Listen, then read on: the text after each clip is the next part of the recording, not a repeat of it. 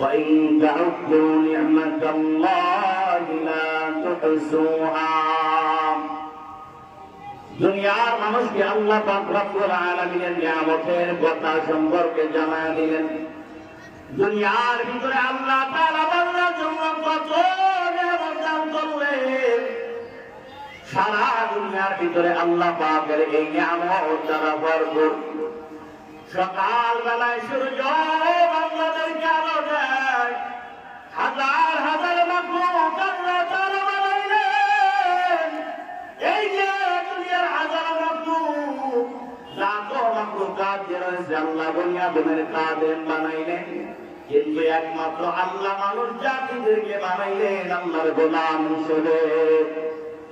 বান্দার শরীরের ভিতরে আল্লাহ তাআলা কত নিয়ামত দান করলেন।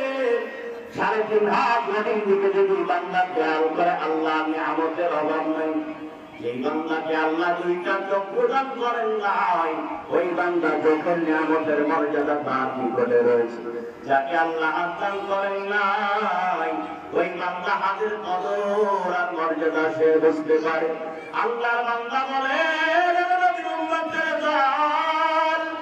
আল্লাহ তাআলা নিয়ামতের স্মরণ করো। এই নিয়ামতের স্মরণ করলে আল্লাহ পাকের নিয়ামতের কথা জবানে জিকির করলে আল্লাহ অটোমেটিকলি তোমার অন্তরে আল্লাহর মহব্বত ঢুকায় দেবে। 2 নম্বরে আল্লাহ পাকের মহব্বত অর্জনের জন্য যে আমলটা করতে হবে, তিনি বলেন যে আমলটা আমরা করতেছি এই আমলটা আমরা করব সওয়াবের নিয়তে, এবং সাথে সাথে সওয়াবের সাথে আল্লাহর মহব্বতের নিয়ত করা। 3 নম্বরে আল্লাহ মহব্বত অর্জনের জন্য আল্লাহর বান্দা মুহাম্মদ আবরারুল হক রাহমাতুল্লাহি আলাইহি বলেন, 3 নম্বরে মাওলা পাকের জিকির বেশি বেশি করলে আল্লাহর মহব্বত পয়দা হয়ে যাবে। 100 বার আল্লাহ তাআলার সকালবেলায় জিকির উল্লাহ করো, কালেমা তৈয়্যিবার জিকির করো, ইস্তিগফারের জিকির করো, দৈনিক 100 বার দরুদের আমল করলে আল্লাহ তাআলা অটোমেটিকলি বান্দার অন্তরে মহব্বত তৈরি করে দেবে। 4 নম্বরে আল্লাহর মহব্বত তৈরি করার জন্য যে আমলের কথা তিনি উল্লেখ করেন, পয়গম্বরের হাদিসের বর্ণনা দেন। আল্লাহ নবী যেইভাবে মহব্বতের জন্য আল্লাহর কাছে দোয়া করতেন, সেইভাবে বান্দারা আল্লাহর কাছে দোয়া করলে আল্লাহ মহব্বত অটোমেটিকলি দিয়া দেবেন। আল্লাহর পয়গম্বর আল্লাহর কাছে দোয়া করতেন, আল্লাহুম্মা ইন্নী আসআলুকা হুব্বাকা ওয়া হুব্বা মান ইউহিব্বুক ওয়াল আমাল আল্লাযী ইউকাররিবুনি আলা হুব্বিক। আল্লাহর পয়গম্বর নবীজি উম্মতদেরকে দোয়া শিখাইলেন, এই আমলগুলি করলে আল্লাহ তাআলার মহব্বত অন্তরে পয়দা হয়ে যাবে। 2 নম্বরে বান্দা অন্তরে আল্লাহর ভয় কিভাবে আসবে, এর জন্য তিনি 2টা আমলের কথা বর্ণনা করেন। 1 নম্বরে তিনি বলেন, দুনিয়ার ভিতরে আমরা এসেছি অল্প সময়ের জন্য, এই দুনিয়াতে আল্লাহ চিরদিনের জন্য আমাদের বানান নাই। আল্লাহ পাক রব্বুল আলামিন যখন আমাদের হায়াতের জিন্দেগি শেষ হয়ে যাবে, অবশ্যই আমাদের আখিরাতের দ্বার প্রান্তে যখন আমরা চলে আসবো, তখন আল্লাহ পাক আমাদের কড়াই গঙ্গায় সব জিনিসের হিসাব নেবে। আল্লাহ পাকের বান্দা তিনি বলে, 1 নম্বরে আল্লাহ পাকের ভয় আসার জন্য যে আমলটা করতে হবে, আল্লাহ পাক রব্বুল আলামিন কখন যেন আমার দুনিয়া থেকে চলে যাওয়ার ডাক চলে আসে, এই ফিকির করবে। ওই কবরের আযাবের পূর্বে বান্দা মৃত্যুর পূর্বে কেমন মৃত্যুবরণ করতে কষ্ট হয় সেই কথাটা স্মরণ করবে। আবার মৃত্যুর পরে কেমন কঠিন আযাব, আবার হাসরের ময়দানে আল্লাহ পাক কেমন আযাব দান করবেন। কোরআন হাদিসে আল্লাহ পাকের পয়গম্বর আল্লাহ তাআলা কোরআনের ভিতরে হাদিসে রাসূলের ভিতরে এইগুলোর বর্ণনার অভাব নাই। 2 নম্বরে আল্লাহ ওয়ালাদের সওয়াব অর্জন করবে, আল্লাহ আমাদের সহবতে আসে আল্লাহ পাকের দিনের কথা, হাসরের ময়দানের কথা, আল্লাহর মহব্বতের কথা, এইগুলা শোনা করা বুজুর্গদের সহবতের মাধ্যমে আল্লাহ অটোমেটিকলি বান্দার অন্তরে আল্লাহর ভয় দিয়া দেবে। আল্লাহ পাক রব্বুল আলামিন আমাদের ইন্নামাল আ'মালু বিল খাওয়াতিম أو كما قال النبي عليه الصلاة والسلام. فقال الشاعر العلام هرمتها الرمتها رجالتها ردم هرمتها الرمتها رجالتها ردم लिखता हूँ जिधर चाहता हूँ आपकी रहमतारम लिखता हूँ जिधर चाहता हूँ आपकी रहमतारम तू दिल में जो आता है समझ में नहीं आता तू दिल में जो आता है समझ में नहीं आता बस जान लिया मैं तेरा पहचान नहीं है बस जान लिया मैं तेरा पहचान नहीं है।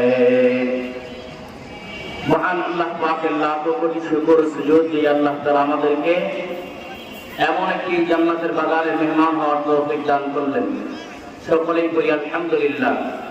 সেই সাথে লাখ কোটি দরুদ ও সালাম বিশ্ব নবীর প্রতি আমরা সকলেই ভক্তি সহকারে পড়ছি সাল্লাল্লাহু আলাইহি ওয়াসাল্লাম। সম্মানিত হাজির, সময় অতি সংকীর্ণ, অল্প সময়ের ভিতরে আমাদের নিয়তে যে একটি কথা। আল্লাহ পাক রব্বুল আলামিন পৃথিবীতে আমাদেরকে সৃষ্টি করেছেন রব্বে কারীমের গোলামি করার জন্য। প্রত্যেকটা দিন আজকে শত শত মাহফিল হচ্ছে, জুমার দিনে খতিব সাহেবের বয়ানের মাধ্যমে, দাওয়াত ও তাবলীগের মেহনতের মাধ্যমে বিভিন্ন ভাবে আমলের দিকে মানুষদেরকে উদ্বুদ্ধ করা হচ্ছে। সমস্ত ওয়াইজদের একটাই মাকসাদ, কিভাবে দুনিয়ার উম্মতেরা জান্নাতবাসী হতে পারে, জাহান্নাম থেকে মুক্তি পরিত্রাণ পেতে পারে। কিন্তু এরপরেও আমাদের যাদের আমলের ভিতরে আসতেছে না, আল্লাহ পাকের বান্দা মুহিউস সুন্নাহ শাহ আবরারুল হক ফকি রাহমাতুল্লাহি আলাইহি তার কিতাবের ভিতরে লেখেন, এর পিছনে মাত্র দুইটা কারণ। এই দুইটি কারণকে সামনে নিয়ে এই কথা। তিনি বলেন, মানুষেরা যে দুনিয়ার ভিতরে এত ওয়াজের পরেও আমল করছে না, এর মূলত কারণ হচ্ছে দুইটি। এক নম্বর হচ্ছে দুনিয়ার মানুষের ভিতরে আল্লাহ তাআলার মহব্বত আর ভালোবাসা নাই। দুই নম্বরে হচ্ছে আল্লাহ তাআলার খৌফ ও খাশিয়াত নাই। মূলত এই দুইটা কারণেই মানুষেরা আমলের দিকে এখন আসতেছে না। দুনিয়াতে যার প্রতি মানুষের ভালোবাসা মহব্বত থাকে, তার জন্য এশার নামাজ কেন রাত্রি 12টা 1টার পরেও জেগে থাকতে মানুষ দ্বিধাবোধ করে না, ঠিক না? ঠিক কিনা বলেন? যদি কারো অন্তরের ভিতরে কোন ভয় থাকে, দুনিয়াবি কোন ভয়, মনে করেন কেউ মার্ডার কেসের আসামি ধরা পড়লেই তার ফাঁসি, এই বেচারা রাত্রি যদি 1টাও বাজে 2টাও বাজে, ওই সময় যদি পুলিশের গাড়ির আওয়াজ শুনে, যদি তার টয়লেটে দিয়েও যাওয়ার এইরকম আশঙ্কা থাকে, নিজের জান বাঁচানোর জন্য ওই ব্যক্তি ওই নাপাক জায়গা দিয়ে অতিক্রম করবে কিনা বলেন? এই জন্য তিনি বলেন, মানুষের অন্তরে আল্লাহ তাআলার মহব্বত আর ভয়, এই দুইটা জিনিস আসলেই আল্লাহর বান্দা আমলের দিকে চলে আসবে। এখন আমাদের অন্তরে আল্লাহর মহব্বত আর ভয় কিভাবে আসবে? তিনি বলেন, মানুষের অন্তরে ভয় আসার জন্য 5টি মাধ্যম রয়েছে। এক নম্বরে তিনি বলেন, দুনিয়ার মানুষরা আল্লাহ পাক রব্বুল আলামিনের নিয়ামতকে স্মরণ করবে। আল্লাহ তাআলা তিনি বলেন, وَإِن تَعُدُّوا نِعْمَةَ اللَّهِ لَا تُحْصُوهَا। দুনিয়ার মানুষকে আল্লাহ পাক রব্বুল আলামিনের নিয়ামতের কথা সম্পর্কে জানায় দিলেন। দুনিয়ার ভিতরে আল্লাহ তাআলা বান্দার জন্য কত নিয়ামত দান করলেন। সারা দুনিয়ার ভিতরে আল্লাহ পাকের এই নিয়ামত দ্বারা ভরপুর। সকাল বেলায় সূর্য বান্দাদেরকে আলো দেয়, হাজার হাজার মাখলুক আল্লাহ তাআলা বানাইলেন। এই যে দুনিয়ার হাজার মাখলুক, লাখো মাখলুকাত যে রয়েছে আল্লাহ বনি আদমের খাদেম বানাইলেন, কিন্তু একমাত্র আল্লাহ মানুষ জাতিদেরকে বানাইলেন আল্লাহর গোলাম হিসেবে। বান্দার শরীরের ভিতরে আল্লাহ তাআলা কত নিয়ামত দান করলেন। 3.5 হাত গভীর দিকে যদি বান্দা খেয়াল করে আল্লাহর নিয়ামতের অভাব নাই। যেই বান্দাকে আল্লাহ 2টা চোখ প্রদান করেন নাই, ওই বান্দা চোখের নিয়ামতের মর্যাদা তার নিকটে রয়েছে। যাকে আল্লাহ হাত দান করেন নাই, ওই বান্দা হাতের কদর আর মর্যাদা সে বুঝতে পারে। আল্লাহর বান্দা বলেন, আল্লাহ তাআলার নিয়ামতের স্মরণ করো। এই নিয়ামতের স্মরণ করলে, আল্লাহ পাকের নিয়ামতের কথা জবানে জিকির করলে, আল্লাহ অটোমেটিকলি তোমার অন্তরে আল্লাহর মহব্বত ঢোকায় দেবে। 2 নম্বরে আল্লাহ পাকের মহব্বত অর্জনের জন্য যে আমলটা করতে হবে, তিনি বলেন যে আমলটা আমরা করতেছি, এই আমলটা আমরা করব সওয়াবের নিয়তে, এবং সাথে সাথে সওয়াবের সাথে আল্লাহর মহব্বতের নিয়ত করা। 3 নম্বরে আল্লাহ মহব্বত অর্জনের জন্য আল্লাহর বান্দা ওয়ালিউস সুন্নাহ আবরারুল হক রাহমাতুল্লাহি আলাইহি বলেন, 3 নম্বরে মাওলা পাকের জিকির বেশি বেশি করলে আল্লাহর মহব্বত পয়দা হয়ে যাবে। 100 বার আল্লাহ তাআলার সকালবেলায় জিকির করো, কালেমা তৈয়্যিবার জিকির করো, ইস্তিগফারের জিকির করো।